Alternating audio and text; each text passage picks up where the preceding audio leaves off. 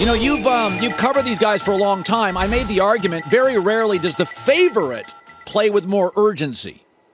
But Dallas has a long runway with Luka. They got 10 years of this. But you could make an argument, this is it. Like, Steph's getting older. Klay's not the same guy. How long can Draymond go? I mean, I look at them right now and I'm like, they played with an urgency last night you often don't get with a dominant favorite. I mean, do you think this is their last potential run at a title?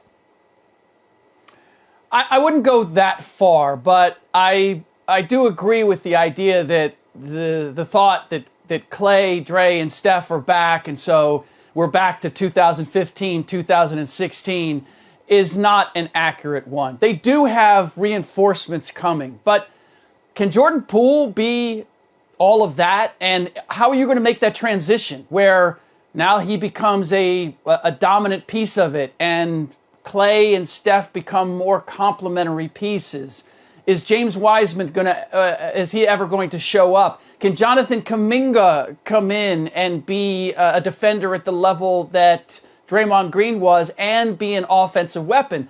I can see where someone is being optimistic and say, look, all the pieces are there to continue and you can add life to Steph, Klay, and Dre. But that is really an insult to how special they were in their heyday.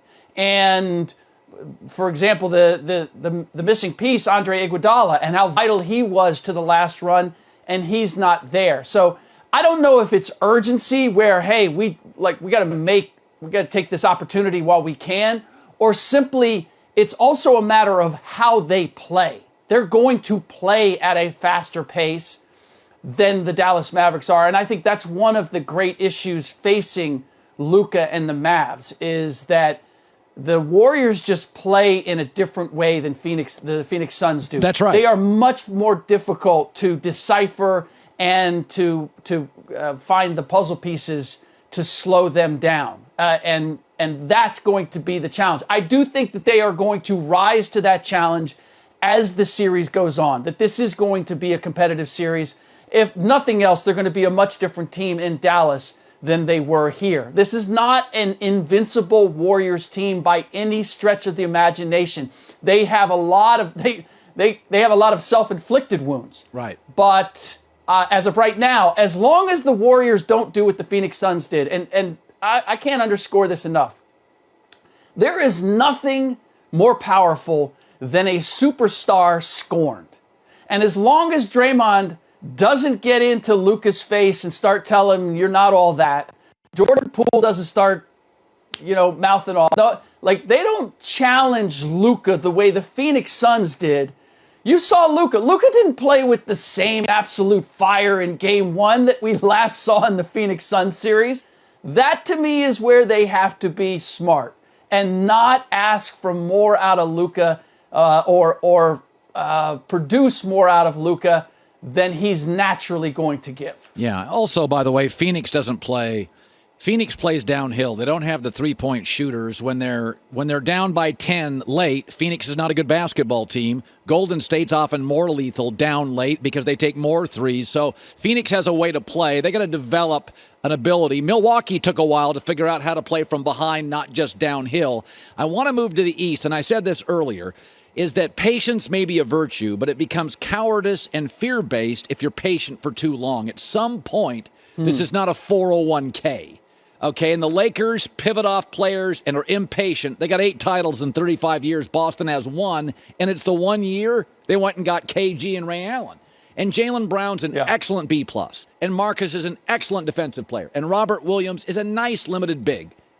If you can't beat a team with 2 undrafted guards, Milwaukee, Chris Middleton's out. They're better next year. Brooklyn won't be that much of a circus. Like, to me, if you can't win this series, Rick, for Boston, let's get over the Green Bay Packer theory of draft and develop. You got to go take a big swing. I keep Tatum. I consider moving anybody else to get a number 2 star. My take on that, agree or not?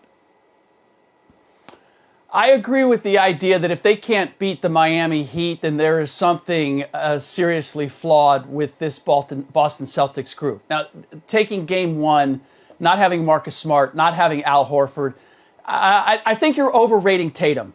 I don't put him in the category of the point forwards, the superstar point forwards, the Luka Dončićs, the LeBron Jameses, the Kawhi Leonards. And you saw it in game one, because while he is a dynamic scorer and he can be a very good defender for his position, he is not by any stretch of the imagination a playmaker. That's why they missed Marcus Smart so much. He's also not a culture setter in terms of the toughness of the team. Again, Marcus Smart and Al Horford provided that. So as I look at this team, their biggest weakness is they don't have that tough, emotional leader if Marcus Smart is not on the floor. They don't have a playmaker.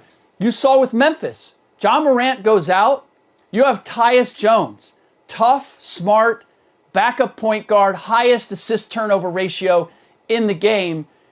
That allowed them to still function without their big star. Jayson Tatum couldn't fill that role without Marcus Smart not being there to be the playmaker. So for me, that's the missing piece. If you want to say, I'm holding on to Tatum and to Smart and I will change out everything else, I'm good with you. I'm good with you there, because I do think you can build around Tatum. I think he can become an even bigger star. But I don't put him in that category of, if I've got Kawhi or I've got LeBron or I've got Luka, like all other bets are off. I think Marcus Smart is a vital, vital piece of this team. By the way, I want to ask you a Laker question. So a story leaked the other day, and everything leaks with the Lakers. If they're thinking it, it gets out. But usually because they want it out. So the story got out there that they were, and we only have a minute left, they were asking coaches, how would you make Westbrook work? I think the Lakers wanted that out. So it makes the rest of the league think they're not as desperate to get rid of him. Right? Like, hey, we're going to make this work. I don't think they are. I think they're moving him. Right. But what did you make of that story leaking? Two things. One, whenever you're looking for a coach, it allows you to canvass the league just to find out how people are thinking or to find new ideas. That's why you bring in 6, 7 coaches. You're just looking for information. You're looking for how people do things different. They are asking a question that they don't have an answer to. That's why they're asking everybody. I dare say Jeannie Buss, if she was, well, she's not going to take a bus, but if she was at the corner waiting for a bus, she'd probably be asking everybody there as well, what do you think we should do with Russ Westbrook? Because it is the number one question, and in terms of trying to make this team work. And the reality is they're not going to hire anybody that has a solution. Not if it means we're playing for a title. This is a flawed roster. It is not going to play for a championship. But that is what the demand of being a Laker and running the Lakers is. You're supposed to be playing, especially if you have LeBron James, you're supposed to be playing for championships. So I believe it's a fact-finding mission. And if somebody comes up with a great idea that they hadn't thought of, who knows? Might even get the job. Doesn't mean that they're going to get it done. Ric Bucher, good seeing you, bud. Same. Hi, everybody. Thanks for watching. Subscribe here to get the latest from the show. Also, be sure to check out more of the best clips from The Herd or go watch a few segments from other shows on FS1.